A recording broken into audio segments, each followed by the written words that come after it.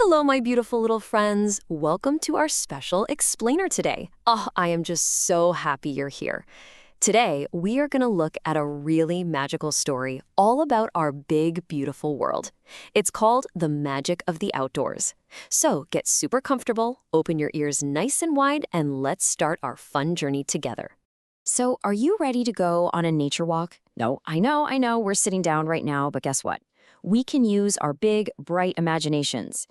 I want everyone to reach down right now and pretend to put on your invisible walking shoes. Go on, zip them up, tie those laces. Right outside our doors, there's a whole giant playground made entirely by nature, just waiting for us. So take my hand in your imagination and let's step outside to see something amazing. Sometimes we just want to stay inside all day long. We might think, I just want more toys and I want to play my video games inside. Our story actually calls this getting and spending. But you know what? If we do that, we kind of forget about loving our beautiful world. If we only stay inside, we miss out on all the wonderful joy that nature has to give us. We forget how nice it feels to have the green grass tickle our toes and the warm sun shine on our cheeks. Okay, let's open our magical eyes. Whoosh! It feels like a magic wand just waved across the air, doesn't it? Let's pretend this magic swirl of colors is helping us open our special nature eyes. Come on, blink your eyes with me. 1, 2, 3 times. Perfect. Now our eyes are completely ready to see all the hidden, wonderful things nature is going to show us today. Our magical story has a really beautiful line. It says, "The sea that bears her bosom to the moon." Now, those are super fancy words, aren't they? But let me tell you what they actually mean. Just imagine a giant sparkly ocean at night. The water is dark blue and shiny. Now look way, way up into the dark sky. Do you see the bright, glowing moon? The story is telling us that the ocean is looking all the way up, stretching its big, watery arms to give a huge, loving hug to the moon. Isn't that just the sweetest thought? Oh, but nature isn't always quiet and sleepy. Nope, sometimes we need to howl like the wind. Sometimes the wind gets very playful and very, very loud. It swirls around the tall trees and rushes right past our ears. Can you make a loud, silly howling noise with me? Are you ready? Take a huge breath. A woo! A woo! Oh, very good. You sound exactly like a strong, zooming gust of wind.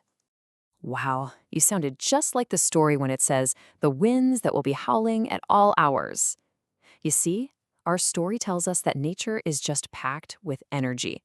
The wind loves to run and play and howl all day and all night. It never, ever gets tired of blowing the leaves and tickling the clouds. It is loud and happy and so strong. But wait, time to rest. Even the busy, howling wind needs a little nap sometimes. I want everyone to take your little finger, put it right on your lips, and say, shh. Let's make our voices very, very soft and gentle. We're going to be super quiet now.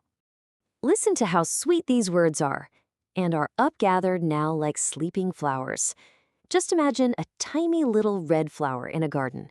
When the sun goes down, it slowly, slowly folds its soft petals uptight and goes fast asleep. While the loud wind does the exact same thing. It tucks itself right in and sleeps just like a quiet, pretty little flower. Okay, you can open your eyes now. I want to introduce you to a very special friend of ours. Meet Mr. William. His full name was William Wordsworth, and he was a very, very kind man who lived a long, long time ago. He's actually the one who wrote this beautiful story for us, all because he loved the earth so much. He wanted to share all the magic he saw with little friends just like you. So, what did Mr. William love to do?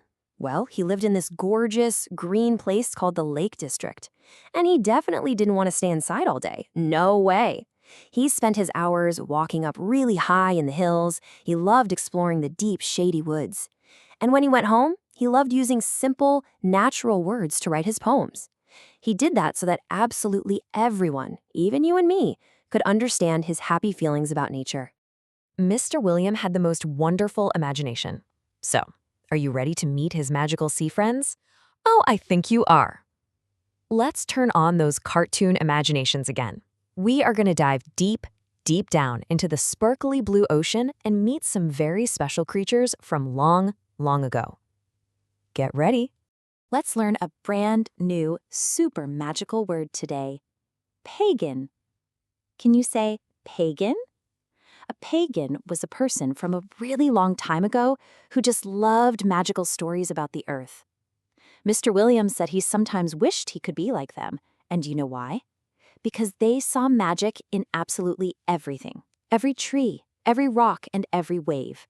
He wanted to see that magic everywhere too, so he would always feel happy and never feel sad. And here is one of those amazing stories. This is Proteus. He's a magical sea friend from the old stories. And guess what his absolute best superpower is? He can change his shape. Imagine him rising up from the ocean waves. Splash! One minute he looks like an old man with a long white beard, and the next minute, whoosh, he turns into a giant wave, or maybe a funny little fish. He just loves to play hide and seek in the water. Oh, and here is our next sea friend. His name is Triton. Now, Triton is a very strong seaman, but guess what? He's not just a regular man. The top half of him looks like a person, but his bottom half is a dolphin tail. Splash, splash! He swims super fast with all the friendly dolphins in the ocean. And everywhere he goes, he carries a giant magical seashell. Toot, toot! When Triton blows into his magical curly seashell, it makes a giant, beautiful musical sound that sweeps all across the ocean waves. I want you to pretend with me right now. Hold a big, curly seashell right up to your mouth, take a deep breath, and blow. Toot, toot, toot! Wow, you are making the magical sounds of the sea. Well, my little friends, I have one final wonderful question for you. What magical things are you going to see outside today? We learned about the sleeping flowers, the hugging moon, the howling wind, and Mr. Williams' magical sea friends. Now it's your turn. When our explainer is over, I really hope you go outside, look at the big trees, listen to the wind, and find your very own magic. Thank you so much for joining me on this beautiful adventure. See you next time.